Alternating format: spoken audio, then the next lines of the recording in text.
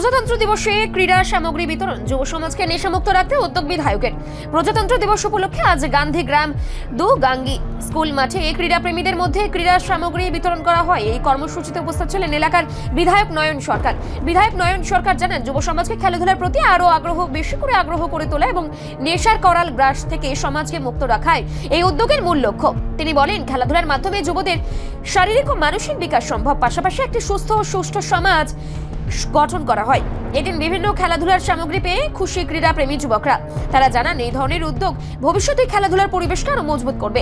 বিধায়ক নয়ন সরকার আরো জানান, আগামী দিনেও ধারাবাহিকভাবে এভাবে ক্রীড়া সামগ্রী বিতরণ কর্মসূচি চালিয়ে যাওয়া হবে। তার মতে, খেলাধুলার প্রসার ঘটলেই সমাজ থেকে নেশা ও অসামাজিক কার্যকলাপ দূর হবে এবং গড়ে উঠবে এক সুস্থ, সুন্দর ও সচেতন সমাজ।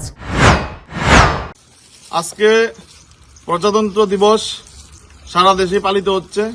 খুব সুন্দর একটা দিন।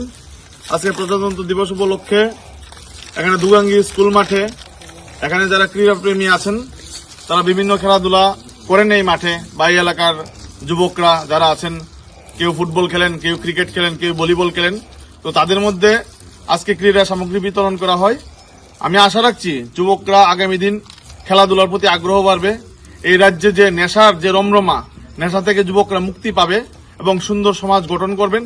আগামী দিনের তারা আমাদের দেশের ভবিষ্যৎ, রাজ্যের ভবিষ্যৎ, তারা আমাদের সম্পদ। তাদেরকে সুন্দরভাবে রক্ষা করার দায়িত্ব আমাদের।